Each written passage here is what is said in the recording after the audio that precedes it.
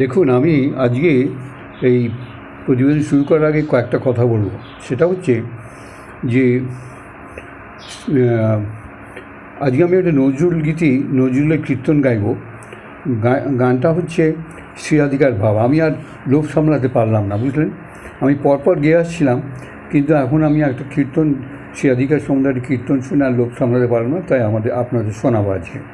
আচ্ছা, তার আগে কয়েকটা কথা বলি যে শ্রীরাধিকা, আমি এ পর্যন্ত যা পড়াশোনা করে স্বামীজি বা ঠাকুরের কথা এই সমস্ত পড়ে মহাপুরুষদের কথা শুনে যেটা বুঝেছি, শ্রীরাধিকা হচ্ছে কি, যে কৃষ্ণকে বা ভগবানকে যে মানে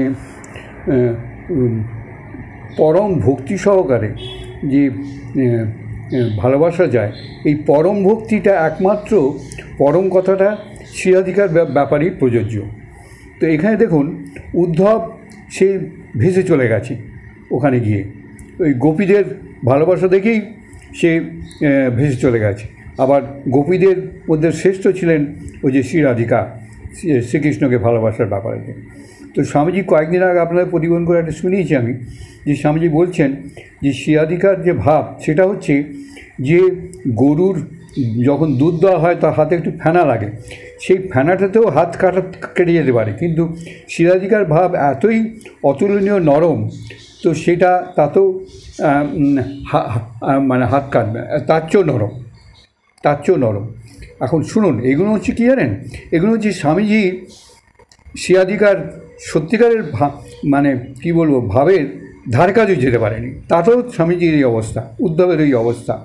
সমস্ত দেবতা সবাই বৃন্দাবনে শ্রীকৃষ্ণের প্রতি যে প্রেম, যে ভালোবাসা, সেই ভালোবাসার ধারে কাছেও কেউ যেতে পারেনি, যেতে পারেনি।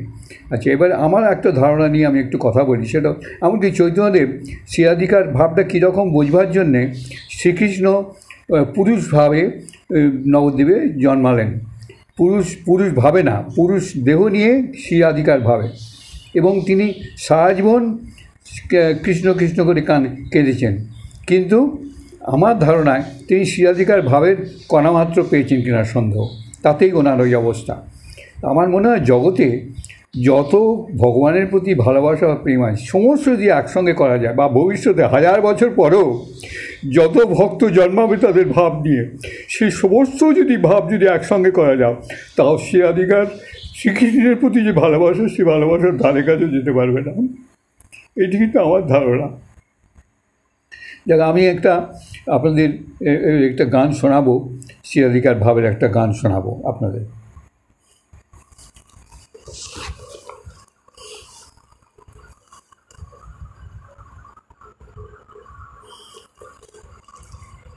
আমি না হয় মান করেছিনু, তোরা তো সকলে ছিলি।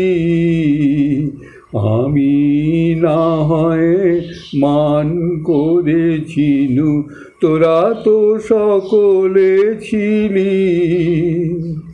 ফিরে গেল হরি তোরা পায়ে ধরি, ফিরে গেল হরি তোরা পায়ে ধরি, কেন নাহি ফিরাইলি। আমি না হয় মান করেছিনু, তোরা তো সকলে ছিলি। তারে ফিরায় দে পায়ে ধরে, তার পায়ে পায়ে ফেরেন হরি। তারে ফিরায় দে পায়ে ধরে, পায়ে পায়ে ফেরেন হরি। পরি হরি মান তোরা, পরি হরি মান অভিমান, তারে কেন নাই ফিরাইলি। তোরা পরি হরি মান অভিমান, তারে কেন নাই ফিরাইলি। সখী আমি না হয় মান করেছিনু, তোরা তো সকলে ছিলি। সখী আমি না হয় মান করেছিনু, তোরা তো সকলে ছিলি। তোরা তো হরি স্বভাব জানিস, তোরা তো হরির স্বভাব জানিস, তার স্বভাবের চেয়ে খরভাব বেশি, তার স্বভাবের চেয়ে খরভাব বেশি। তার স্বভাব জেনেও রহিলি স্বভাবে, তার স্বভাব জেনেও তোরা রহিলি স্বভাবে, ডাকিলি না পরবোধে। ওরে তারে ডাকিলি না পরবোধে। তোদের পরম পুরুষ, তোদের পরম পুরুষ পরবোধ হলো, এত বড় ভুল করিলি কেমনে? তোদের পরম পুরুষ পরবোধ হলো, এত বড় ভুল করিলি কেমনে সখী? তোদের পরম পুরুষ পরবোধ হলো, ডাকিলি না পরবোধে। কেন ডাকিলি না পরবোধে? তারে প্রবোধ কেন দিলি না সই?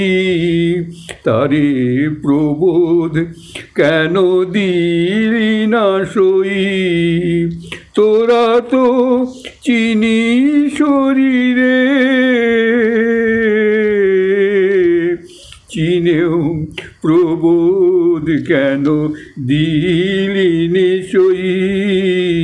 কেন ডাকিলি না পরবোধে? কেন ডাকিলি না পরবোধে? হরি প্রহরী হইয়া রহিত রাধার নিছক অনুরোধে। হরি প্রহরী হইয়া রহিত রাধার নিছক অনুরোধে। তারে অনুরোধ কেন করলি না সই? তারে অনুরোধ কেন করলি না সই? তোরা যে আমার অনুরাধা,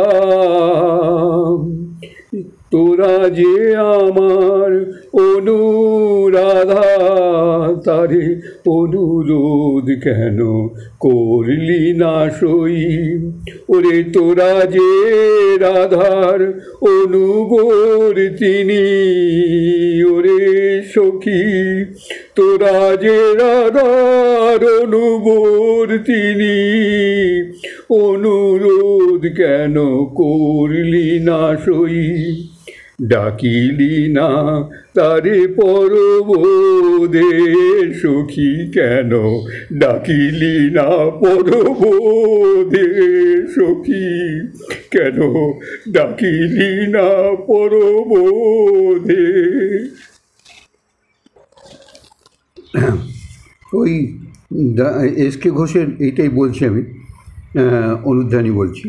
হালকা এবং গম্ভীর বহু ধরনের চিন্তায় আমাদের তরুণ মনে তখন খেলে যাচ্ছিল। মহাত্মার আকর্ষণ ইতিমধ্যেই আমাদের মন দুটিকে মুগ্ধ করেছে। তাই সর্বসাধারণের উদ্দেশ্যে দেওঘরে তিনি কোনো বক্তৃতা দেবেন কিনা জানতে চাইলাম। মাঝে মাঝে তার কাছে আসতে পারি কিনা সে কথা জিজ্ঞাসা করলাম। উত্তরে তিনি বলেন, চিকিৎসকরা তাকে সম্পূর্ণ বিশ্রাম নিতে বলেছেন। তাছাড়া এই শহরে কতদিন তিনি থাকবেন তাও অনিশ্চিত। এসব কথা বলার পর স্বামীজি রাস্তার মাঝখানে দাঁড়িয়ে পড়লেন। তার সঙ্গে সঙ্গে কেন জানি আমরাও দাঁড়িয়ে গেলাম।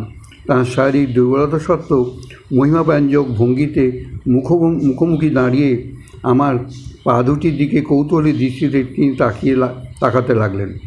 বস্তুত যেভাবে আমি জুতোর ফিতে বেঁধেছিলাম তার মধ্যে তিনি ত্রুটি দেখতে পেয়েছিলেন। প্রত্যেক ফিতের মাথা দুটি একই দিকে ঘোরানো ছিল। তিনি আমাকে ঠিক মতন ফিতেগুলি বাঁধতে বললেন। পূর্ব বাংলার পাড়াগাঁয়ের আমার জন্ম, যেখানেই বড় হয়েছি সেখানেই বড় হয়েছি, তাই তিনি ঠিক কী বলতে চাচ্ছিলেন আমি ধরতেই পারিনি। জুতোর দিকে তাকালাম বটে, কিন্তু স্বামীজির অস্বস্তির কারণটা ঠিক কি মাথাতেই এলো না। এ ব্যাপারে তার উদ্বেগ আমার কাছে বাস্তবিক দুর্বোধ্য ঠেকল। কিন্তু পরে বুঝেছিলাম সাধারণ পোশাক পরিচ্ছদের যথার্থতা সম্বন্ধে সূক্ষ্ম চিন্তাভাবনা কেবল তার তীক্ষ্ণ পর্যবেক্ষণই পরিচালক নয়, বস্তুও তার মধ্যে আধুনিক জীবনশৈলীর শোভনতা বিষয়ে তার মনোভঙ্গিটি অভিব্যক্ত। আমার বন্ধুরা পোশাকের পরিচ্ছন্নতা নিয়ে কখনো আমাকে সাধুবাদ দেয়নি। কখনো কখনো এসব ব্যাপারে উদাসীনতার ফলেও এ ধরনের আগোচল ভাব গড়ে উঠে থাকবে। বর্তমান ক্ষেত্রে অবশ্য আমার ত্রুটি হয়েছিল এই, যদিও স্বামীজি পূর্ণ দর্শন উপলক্ষে একজোড়া নতুন জুতো পরেছিলাম, ফিতেগুলো ঠিক মতো বাঁধিনি। ফিতের মাথাগুলো বাঁধার পর বিপরীত দিকে থাকার কথা, সেইটি সাধারণ নিয়ম, কিন্তু এক্ষেত্রে সেগুলো ছিল একমুখী। ব্যাপারটা তীক্ষ্ণবুদ্ধি সম্পন্ন স্বামীজির নজর এড়ায়নি।